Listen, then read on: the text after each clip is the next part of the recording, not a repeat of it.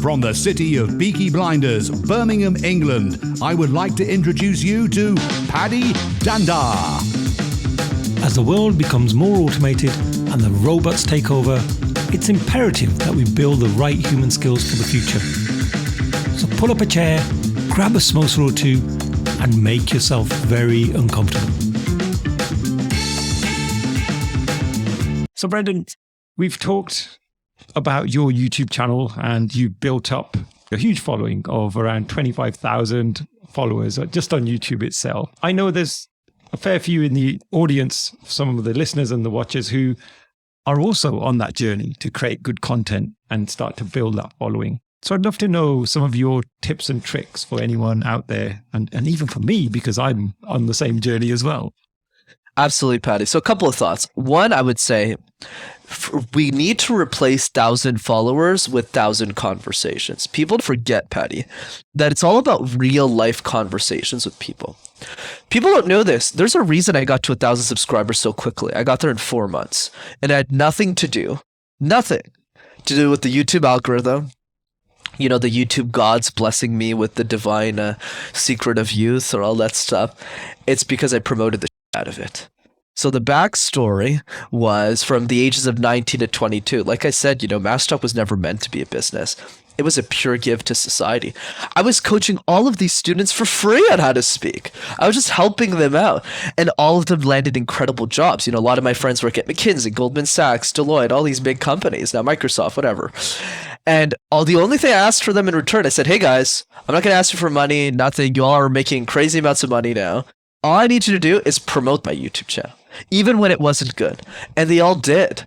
That's how I got to 1,000 subscribers. So you need to be willing to have the conversations. Even the conversation we're having right now, Paddy, why am I taking my precious time being on so many podcasts, even now?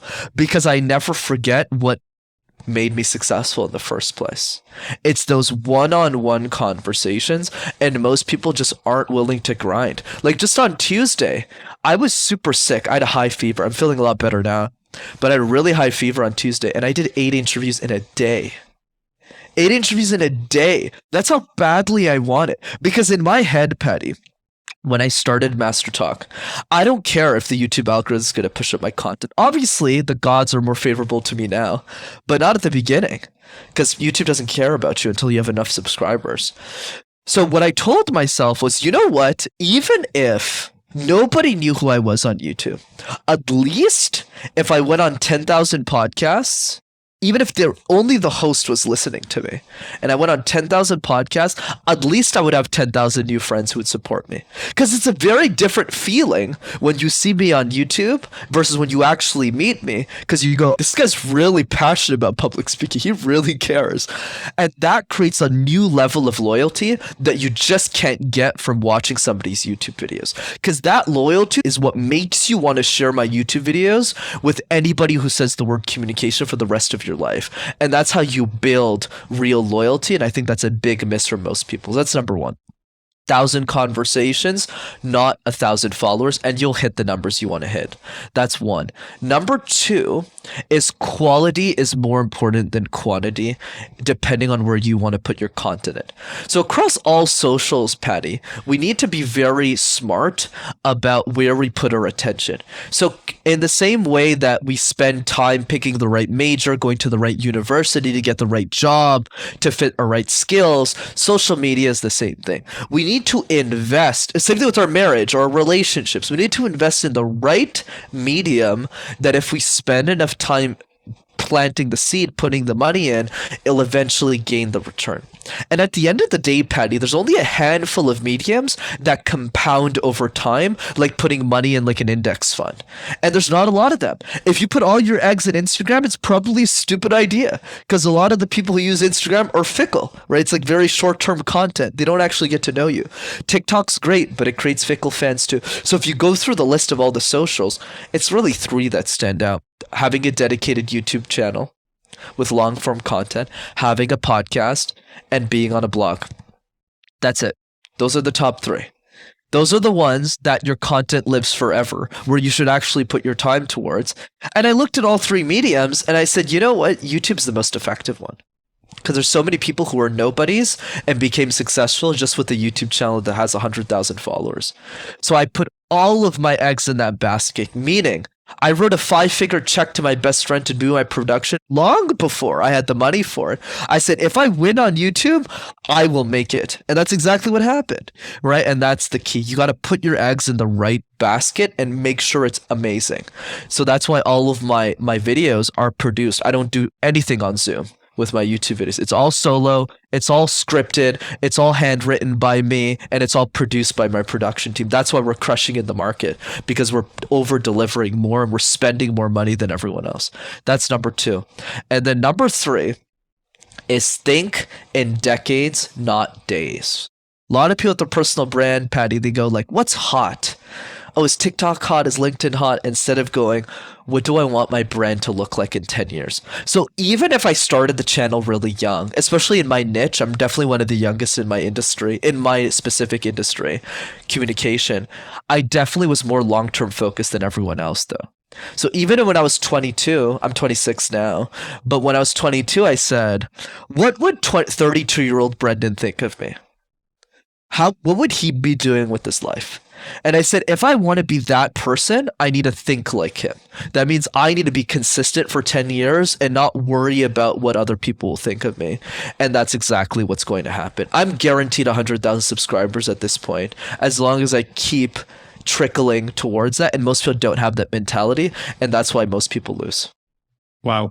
Is all I can say. Brenden, you're a true inspiration, honestly. I remember when I was 26 many years ago, and my mindset... Like 3 years ago. Yeah, 3 years in my head. Yeah, my mindset was very, very different. So yeah, hats off to you. You know, you're achieving and doing so much at such a young age. Whereas I think other people at your peer group would be out partying and, you know, doing all of the other wasteful things that perhaps aren't going to give them the returns that the work that you do give you.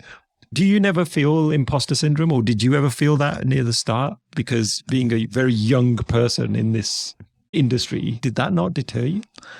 Absolutely. So a couple of things, Paddy, because I'm very upfront, right? My clients know this about me. I party a lot. Absolutely. I don't drink. I'm really smart about that, religious about that, but I definitely party. I think it's more about what are you prioritizing in your life, right? So for me, I only focus on 3 things in my life: making MasterTalk successful, protecting my family, and having a good time doing all of those things. That's it. So you won't see me do anything else. That's it, right? But because my list of priorities is so small, I'm really focused on getting those objectives out. That's why a question I ask anybody I coach in my client base is, if you could only accomplish 3 things in your life, just 3, nothing else, what would you want those 3 things to be and why? And it always gets people stuck, because they don't have a good answer. They go, I want to do this, I want to do this, I want to do this. I'm like, well, you're going to be dead in 60 years. So let's figure this out. If you can only do 3 things. So it gets people really focused. That's one thing. The other piece is around imposter syndrome. So I definitely had that when I was younger. Not so much anymore. But I'll tell you a story that I think will help us kind of put this to rest once and for all. Let's say I came to London. Okay, super simple story. Let's say I came to London. You might not live in London, but let's say I did. And I said, you know what, Paddy, I'm new to the city. I don't know what to do. What should I do? You'll probably tell me. I'm sure you visited London a few times in your life, whether you lived there or not, and you'll tell me. In the same way that if you came to Montreal and you said, hey, Brenden, you know, I'm in Montreal. What should I do? How should I, you know, enjoy my time here? I'll probably tell you. Does that make sense so far? Yeah. Right. But don't you find that odd, Paddy? Because we're not tour guides. Our parents aren't the mayor of London or Montreal or any other city you're from. But why are we open to just talking about directions? We have zero expertise in that area. Whereas when it comes to different areas of life, like our expertise, you know, the thing we spent years honing, we have a hesitation. Why is there a disconnect between both of those ideas? Where there's some piece of information in our brain, we just yap openly about, oh yeah, you do this. We don't even think about expertise. Am I even recommending Paddy to the best place in Montreal? I don't even care. I just go, yeah. Whereas when it comes to communication, I go, am I qualified? So what's the lesson here? What does being an expert even mean? A lot of people think expertise is like have a PhD, have a master's degree. I disagree. I think expertise is simply this: be one chapter ahead of the next person you're coaching in that specific thing. In the same way, you could probably teach me a lot about getting superhero mugs, because I probably should buy one of those, about hosting a podcast. I've never hosted a podcast, right? There you go. It's super awesome, right? Or knowing how to listen more effectively. You're such a good listener. I'm just yapping all the time, right? So you're really good at those things. I can learn from you. In the same way, you could learn from me about communication and public speaking. So what's the antidote to imposter syndrome? The antidote is start with the person you're comfortable serving first. You don't need to serve CEOs. I couldn't care less about executives when I started my practice. I wasn't confident to coach them. So I started with the people I was, 15-year-old girls. And then I leveled my web. Now I coach a lot of high-level CEOs, and I can coach them to any result because I know I've put in more work than they have. They get on any call with me and they go, yeah, what do you know about communication? I go, have you done the question drill 1,000 times? They go, what's that? And I was like, okay, well, welcome. So it's a different level. But I think the key is to not scare people off too much, is you got to start somewhere. And that's how you overcome imposter syndrome.